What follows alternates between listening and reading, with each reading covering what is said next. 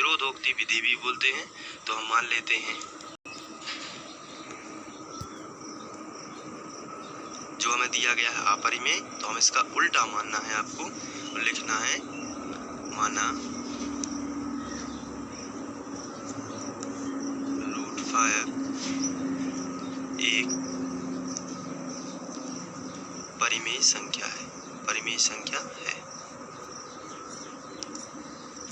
हमने दिए हुए के विपरीत मान लिया है।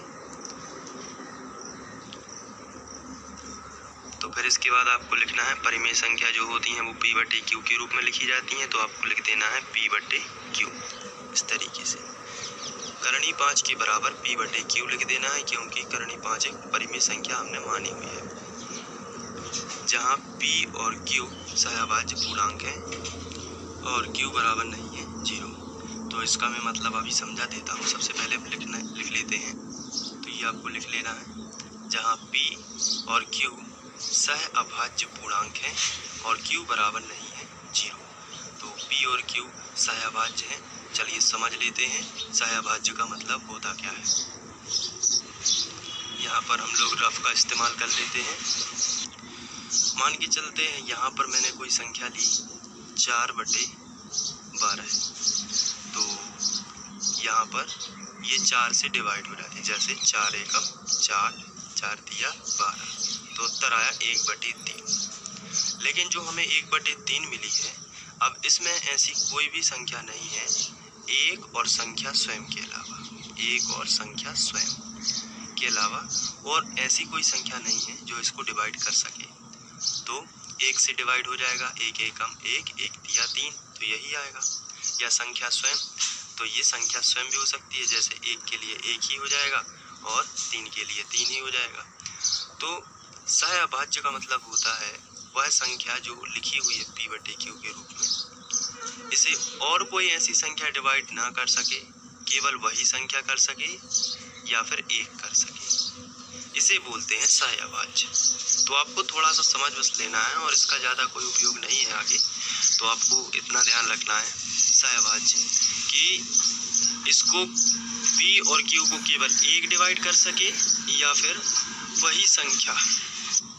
जैसे यहाँ पे एक एग्जाम्पल ले लेते हैं 2/5, ये एक परिमेय संख्या है। अब यहाँ पर 2 जो है, 2 से ये पूरी परिमेय संख्या डिवाइड नहीं होती है, तो या 5 जो है इससे भी नहीं होती, लेकिन ये 1 से दोनों संख्याएं डिवाइड हो जाती हैं, या फिर ये स्वयं से, जैसे 2 एकम 2 अपने आप में एक बार चला जाता है, 5 एकम 5, तो अलग अलग हैं, ये डिवाइड हो जाती है। तो इसी तरीके से इसके बाद हम दोनों पक्षों का वर्ग कर लेते हैं। तो हम लिखेंगे दोनों पक्षों का वर्ग करने पर, दोनों पक्षों का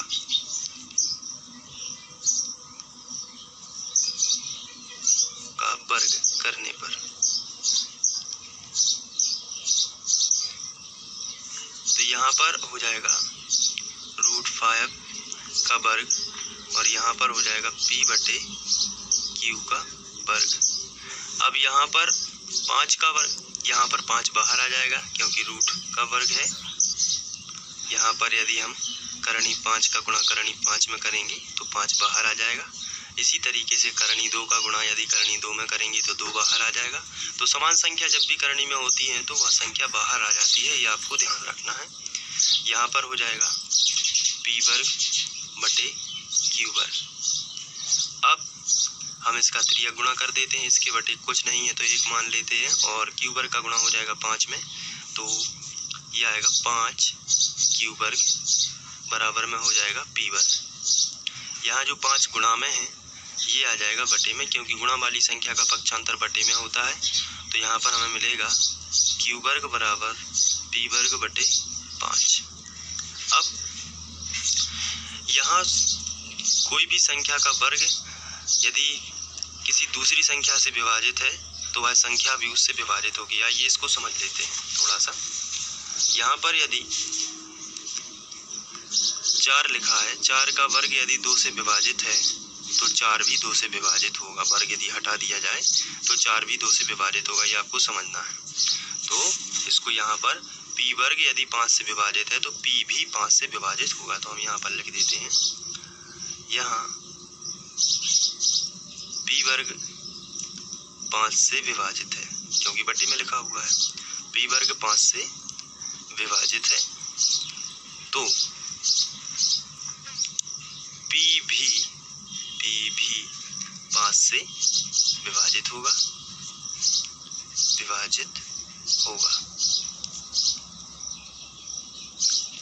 तो यहाँ पर p क्या है, 5 से विभाजित है, तो इसको हम स्थिति 1 बना लेते हैं। स्थिति 1। अब हम यहाँ से देखते हैं कि p वर्ग 5 से विभाजित है, इसका मतलब जो है p का एक गुणनखंड 5 होगा। तो यहाँ पर हम लिख सकते हैं कि तब p का एक गुणनखंड 5 होगा। p का एक गुणनखंड 5 होगा। यहाँ पर हम इसको इस तरीके से लिख सकते हैं। इसको समझ लेते हैं। जैसे यहाँ पर यदि हमने बात की कि p का एक गुणनखंड होगा तो कैसे होगा, इसको देख लेते हैं। जैसे यहाँ पर लिखा हुआ है 25, तो ये 5 से विभाजित है, तो 5 से विभाजित है तो इसका मतलब ये होगा कि इसका 25 जो है इसका एक गुणनखंड क्या होगा, 5 होगा। तो कैसे, 25 को हम लिख सकते हैं 5 गुणित 5। तो आगे कोई भी संख्या हो लेकिन उसमें एक 5 तो कम से कम होगा ही, तो इसलिए हम बोलते हैं इसको गुणनखंड। जैसे यहाँ पर लिखा है 24 और ये 2 से डिवाइड है, तो इसका एक 2 गुणनखंड होगा, बिल्कुल होगा। यदि हम 2 को बाहर निकाल दें तो 2 गुणित 12 लिख सकते हैं बटे 2।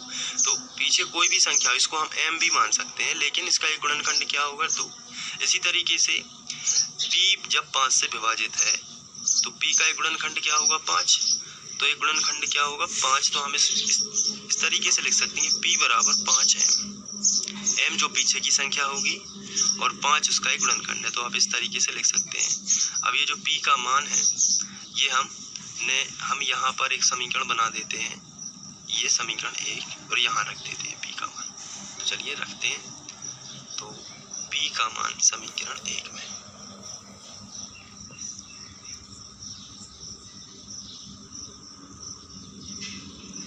यहाँ पर हम देख लेते हैं 5 क्यूब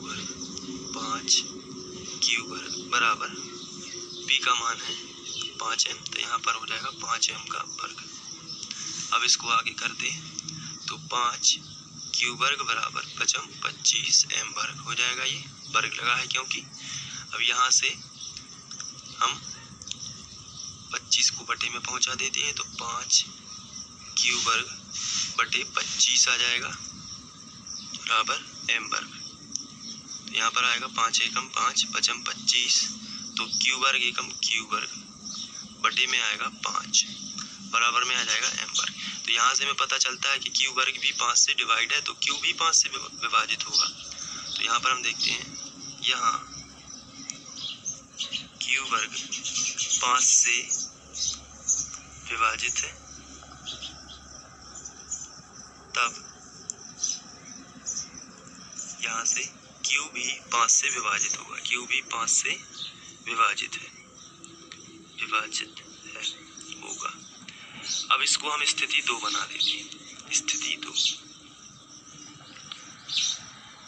अब यहाँ तो p और q दोनों ही 5 से विभाजित हैं। यदि स्थिति 1 और 2 को यदि ध्यान से पढ़ा जाए, स्थिति 1 बोलती है p भी 5 से विभाजित होगा, और स्थिति 2 कहती है q भी 5 से विभाजित होगा। इसका मतलब ये है कि p और q दोनों 5 से विभाजित हैं, लेकिन हम लोग यहाँ पर कह रहे हैं p और q दोनों सहअभाज्य, मतलब 5 से नहीं है, या तो 1 से होगा, या संख्या स्वयं से होगा, या तो p से होगा, या फिर 1 से होगा, 5 से नहीं होगा।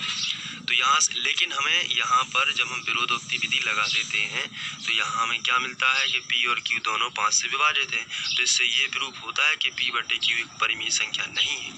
तो यहाँ से स्थिति 1 व 2 से स्पष्ट है, स्थिति 1 व 2 से स्पष्ट होता है कि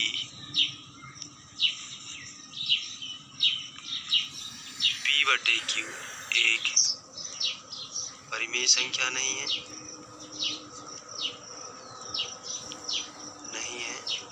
तब उसके बराबर में जो √5 है वह भी, तब √5 एक क्या होगी, अपरिमेय संख्या। ये प्रूफ हो जाता है, √5 एक अपरिमेय और संख्या होगी।